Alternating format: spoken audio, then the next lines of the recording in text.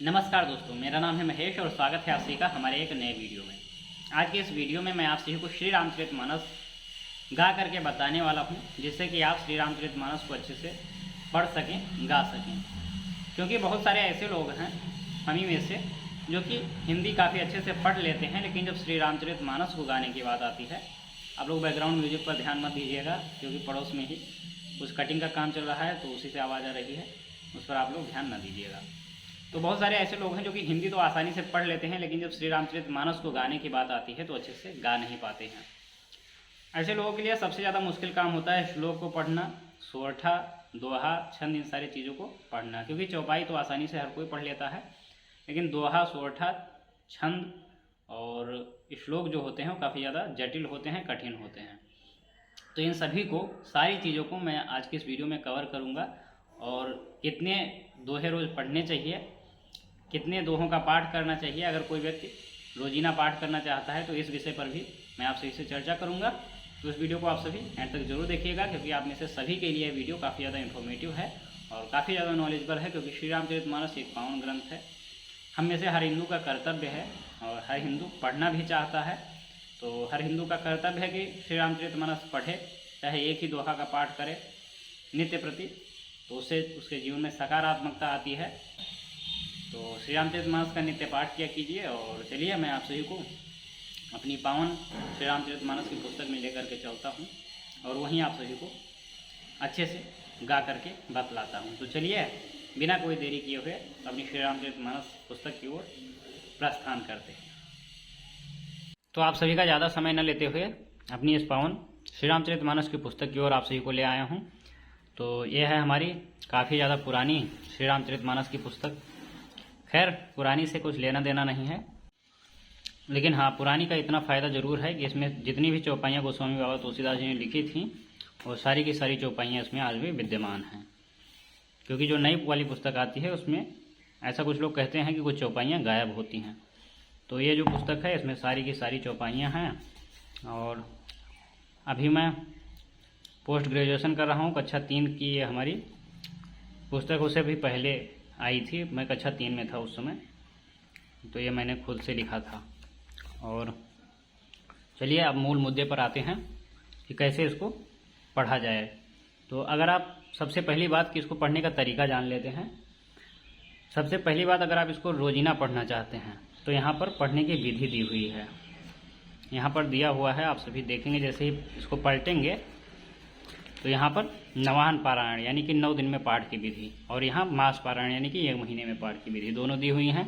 अगर आप डेली पढ़ना चाहें तो किसी अच्छे दिन से शुरुआत करिए और 5 दोहे रोज़ पढ़िए। ऐसा कोई विधान नहीं है कि 9 दिन में ही पाठ पूरा करना है या 1 महीने में ही पाठ पूरा करना है। अगर आप चाहें तो 1 साल में भी अपना पाठ पूरा कर सकते हैं और साल भर में अपना पाठ पूरा करके ब्राह्मण भोज करा सकते हैं, ब्रह्म भोज करा सकते हैं, और उसके साथ ही आपका जो पाठ है वो पूर्ण माना जाएगा। मैं मानता हूँ अगर आप डेली 5 दोहे करेंगे तो ये कोर्स में आपका श्री रामचरितमानस का पूरा हो जाएगा। और उसके बाद में अगर आप ब्रह्म भोज करा देंगे तो आपका पाठ पूरा माना जाएगा। तो इस तरह से आप चाहें तो 9 दिन में, चाहें तो 1 महीने में, और अगर चाहें तो 1 साल में पाठ पूरा कर सकते हैं। मैं जिस तरह से करता हूँ, अभी देखिए यहाँ पे मैंने यहाँ पे लगा रखा है। मैं 5 दोहे, 3 दोहे, 7 दोहे इस तरह से पढ़ता हूँ डेली का डेली, जब भी मौका मिलता है, टाइम मिलता है। और 1 साल में जब ये पाठ पूरा होएगा तो ब्रह्म भोज करा देंगे, और ब्रह्म भोज कराने के साथ ही हमारा जो ये पाठ होगा वो पूरा हो जाएगा। तो इस तरह से भी आप कर सकते हैं। तो यहाँ पर देखिए, इस तरह से ऐसे एक धागा लपेट दीजिए, यहाँ पर रख दिया करिए या कोई भी चिन्ह रख दिया करिए ताकि आपको याद रहे अगली बार से वहीं से पढ़ना है। तो ये हुई पाठ की विधि। और हाँ, एक है अखंड रामायण पाठ विधि, वो सभी आप लोग जानते होंगे, क्योंकि अखंड रामायण विधि है, सभी के यहाँ अखंड रामायण होता होगा। आप में से हर किसी के घर में अखंड रामायण पाठ हुआ होगा, तो वो विधि आप जानते ही होंगे। खैर, चलिए अब इसको हम सभी पढ़ने के बारे में जानते हैं। सबसे पहले भगवान श्री सीताराम जी के चरणों में प्रणाम करते हैं, श्री हनुमान जी को बारंबार प्रणाम करते हैं और सभी देवताओं की बार बार वंदना करते हैं। श्री गणेशाय नमः, श्री जानकी वल्लभो विजयते। चलिए श्लोक से पढ़ना मैं आप सभी को बताता हूँ। देखिए श्लोक है, बड़ा सा श्लोक आप सभी को दिख रहा होगा। अब इसको आपको ऐसा लग रहा होगा इसको कैसे पढ़ें, काफ़ी ज़्यादा जटिल है, कठिन है, इतना बड़ा है, इसको कैसे इतना आसानी से पढ़ा जाए, ये तो मेरे बस की बात नहीं है। लेकिन घबराइए बिल्कुल भी नहीं, बड़े ही आसानी से आप इसको पढ़ेंगे। देखिए मैं आपको तरीका बताता हूँ।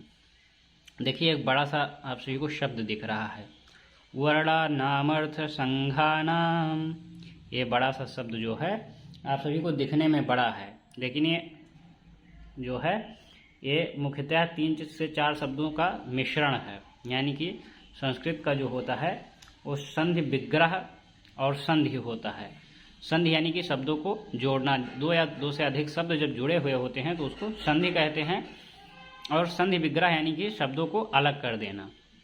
तो शब्दों को आप मन ही मन में संधि विग्रह कर लीजिए, यानी कि अलग कर लीजिए। जैसे कि यहाँ बड़ा शब्द दिख रहा है वर्णा नामर्थ संघा नाम, तो वर्णा नाम एक शब्द हो गया, अर्थ दूसरा शब्द हो गया, संघा नाम तीसरा शब्द हो गया।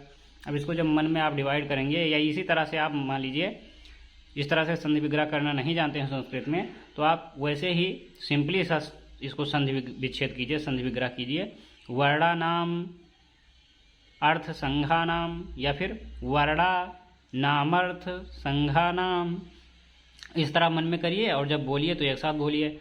वर्णा नामर्थ संघा नाम रसानाम छंद सामपि मंगलानाम च कर्तारौ वंदे वाणी विनायकौ। अब इसको एक साथ में जब तेज से बोलेंगे आप, मन ही मन में जब इसको संधि विग्रह करके आप बोलेंगे, तो जब अपना उच्चारण करेंगे तो पूरा उच्चारण करेंगे, लेकिन जब संधि विग्रह करेंगे तो मन ही मन में 2-3 भागों में इसको तोड़ लेंगे। कहने का मतलब आप सभी समझ रहे होंगे कि जो मन में आप इसको बोलेंगे, मन में ही पढ़ेंगे तो 2-3 शब्दों में इसको बोलेंगे, लेकिन जब आप इसको बोलेंगे, उच्चारण करेंगे तो इस तरह से उच्चारण करेंगे। वर्णानाम अर्थ संघानाम रसानाम छंदसामपि मंगलानाम च कर्तारो वंदे वाणी विनायकौ भवानी शंकरौ वंदे श्रद्धा विश्वास रूपिणो याभ्यां विना न पश्यन्ति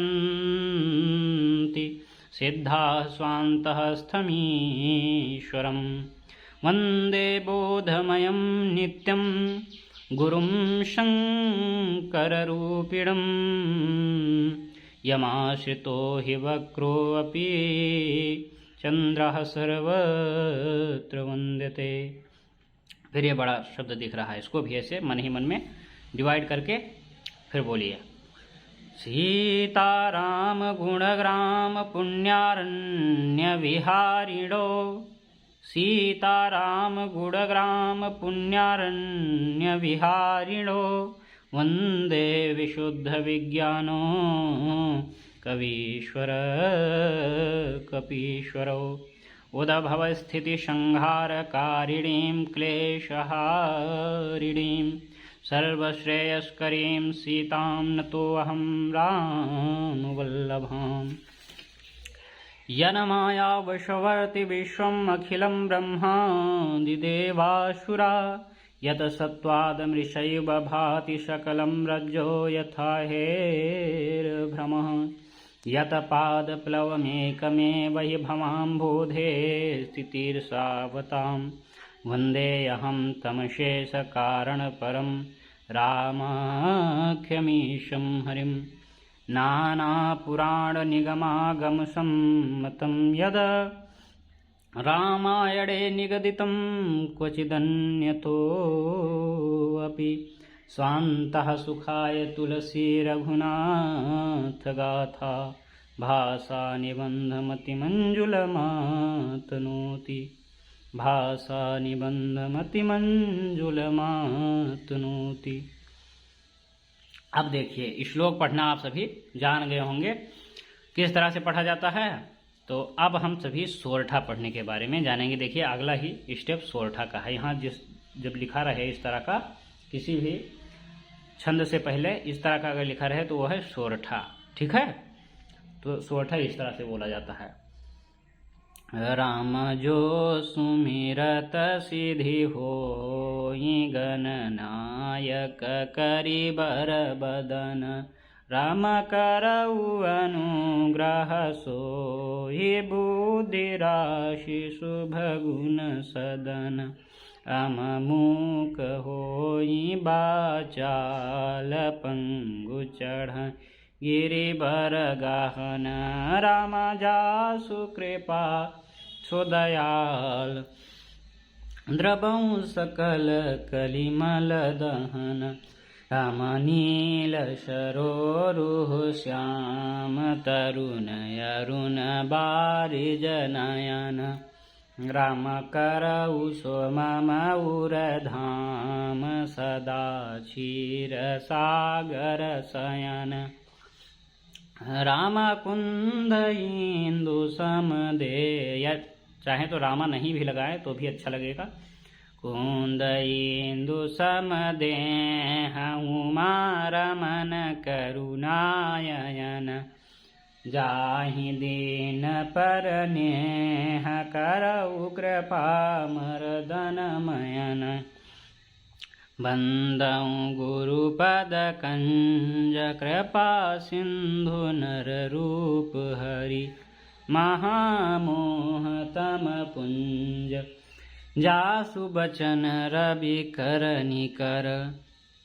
ठीक है, इस तरह से सोरठा आप पढ़ेंगे। ऐसे कहीं भी लिखा रहे सो तो सोरठा इस तरह से आप सभी को बोलना है। समझ गए होंगे आप सभी, उम्मीद करता हूँ।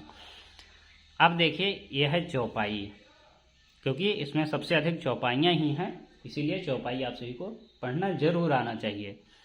तो देखिए चौपाई किस तरह से बोलते हैं, हमारे साथ में सुनिए, फिर उसके बाद में दोहराइए। बंदौ गुरुपद पदुम परागा, सुरुचि सुबास सरस अनुरागा। अमी अमूरी मय चूरन चारु, समन सकल भवरुज परिवारु। सुकृति संभूतन विमल विभूति, मंजुल मंगल मोद प्रसूति। जनमन मंजु मुकुर मलहरणी, किए तिलक गुण गण बस करनी। श्री गुरुपद नख मणि गण ज्योति, सुमिरत दिव्य दृष्टि होती। दलन मोहतम सोस प्रकाशु, बड़े भागी उरयावई जासु। उघरहि विमल बिलोचन ही के, मिटहि दोष दुख भव रजनी के। सूझहि रामचरित मणि मानिक, गुपुत प्रगट जहाँ जो जहीं खानिक। अब देखिए यहाँ दो, यहाँ पर लिखा हो वहाँ पर दोहा। दोहा किस तरह से पढ़ा जाता है, सोरठा का उल्टा होता है। ठीक है, यानी कि जो दोहा होता है ये एक्चुअली में सीधा होता है और सोरठा इसका उल्टा होता है। असल में बात ये है। ठीक है, तो दोहा अगर जिसको पढ़ना आता है वो सोरठा बड़े ही आसानी से पढ़ लेगा, और जिसको सोरठा पढ़ना आता है वो दोहा बड़े ही आसानी से बोल लेगा, गा लेगा। तो चलिए आप सभी को दोहा पढ़ करके गा करके सुनाता हूँ। जथा स्वंजनयंजिदृग, साधक सिद्ध सुजान। कौतुक देखत शैल बन, भूतल भूरि निधान। यथा स्वंजनयंजिदृग, साधक सिद्ध सुजान। कौतुक देखत शैल बन, भूतल भूरि निधान। आधे पर विश्राम लेना होता है। ठीक है, आधा पढ़ा विश्राम, फिर आधा पढ़ा फिर विश्राम, फिर आधा पढ़ा फिर विश्राम, फिर आधा पढ़ा फिर विश्राम। बस सिंपली सा आप सभी को ऐसे ही दोहा पढ़ना है। अब चलिए एक मुश्किल चीज़ है जो आप सभी को बता देता हूँ। अब इसमें है छंद, चौथे नंबर का। ठीक है, तो छंद भी आप सभी जान लीजिए। छंद पढ़ना बड़े ही सिंपल तरीके से आप सभी जान जाएंगे, और बहुत ही अच्छा काम है, बहुत ही सुंदर काम है, और बहुत ही अच्छा लगेगा आप सभी को जब आप इसको गाएंगे तो बहुत ही प्यारा लगेगा, मधुर लगेगा। यह है छंद, छंग लिखा है यानी कि छंद, ठीक है। तो इसको इस तरह से गाइए। मंगल करनी कलिमल हरणी, तुलसी कथा रघुनाथ की, गति कूर कविता सरित की, ज्यों सरित पावन पाथ की। प्रभु सुजस गति भनिति भल, वही है सुजन मन भावनी। भवयंग भूति मसान की, सुमिरत सुहावनी पावनी। प्रभु सुजसु संगति भनिति भल, वही है सुजन मन भावनी। भवयंग भूति मसान की, सुमिरत सुहावनी पावनी। इस तरह से आप सभी को छंद बोलना है, ठीक है। और उसके बाद में एक छंद सबसे लास्ट में मिलता है, ये छंद ज़रा सा कठिन है, तो इसको भी मैं आप सभी को बता देता हूँ। एक ही वीडियो में सारा कुछ कवर करना है, तो चलिए कोई भी चीज़ छूटे ना, यानी कि आप सभी पूरा पढ़ना जान जाएं, तभी तो आप मेरी वीडियो को लाइक करेंगे भाई। वैसे क्यों लाइक करेंगे आप। तो चलिए इस छंद को भी मैं आप सभी को बता देता हूँ। देखिए इस तरह का छंद, यहाँ छंग लिखा है लेकिन ये छंद दूसरी तरह का है। इसको इस तरह बोलिए। जय राम शोभा धाम, दायक प्रणत विश्राम। लास्ट वाले शब्द पे आप सभी को थोड़ा सा बल देना है और इसको थोड़ा सा टाइमिंग देनी है। धृत शोन पर सर चाप, भुज दंड प्रबल प्रताप। जय दूषणारि खरारी, मर्दन निशाचर धारी। यह दुष्ट मार्यो नाथ, भय देव सकल सनाथ। जय हरन धरनी भार, महिमा उदार अपार। जय रावनारी कृपाल, किए जातु धान बिहाल। लंकेश अति बल गर्भ, किए बस्य सुर गंधर्व। मुनि सिद्ध नर खगनाग, हटि पंथ सब के लाग। पर द्रोह रत यति दुष्ट, पायो सुफलु पापिष्ट। अब सुनहु दीन दयाल, राजीव नयन विशाल। मोहि रहा यति अभिमान, नहीं को मोहि समान। अब देखि प्रभु पद कंजगत, मान प्रद दुख पुंज। को ब्रह्म निर्गुण ध्याव, अव्यक्त जहि श्रुति गाव। मोहि भाव कौशल भूप, श्री राम सगुण स्वरूप। वैदेहि अनुज समेत, मम हृदय करहु निकेत। मोहि जानिए निज दास, दे भक्ति रमा निवास। मोहि जानिए निज दास, दे भक्ति रमा निवास। इस तरह से आप सभी को मैंने सारे छंद बता दिए, सभी चौपाई दोहा सोरठा बता दिया, और ये श्लोक भी आप सभी को पढ़ना मैंने सिखा दिया। अब अगर आप सभी को इस वीडियो से थोड़ा भी नॉलेज मिला हो तो आपका फ़र्ज़ जो बनता है वो कीजिए। अगर आप करना चाहें तो लाइक करें, सब्सक्राइब करें, और दूसरों तक भी इस वीडियो को पहुंचाएं, क्योंकि अकेले ज्ञान नहीं लेना चाहिए, दूसरों तक फैलाने से, पहुंचाने से ज्ञान बढ़ता है। तो अगर आप शेयर भी करना चाहें तो शेयर भी ज़रूर करिए, और प्रेम से हमारे साथ बोलिए श्यावर रामचंद्र सरकार की जय। उमापति भगवान महादेव की जय। बोलिए महावीर बजरंग बली की जय। प्रेम से बोलिए हर हर महादेव, जय श्री सीताराम, महावीर बजरंग बली की जय। बहुत बहुत धन्यवाद बंधुओं।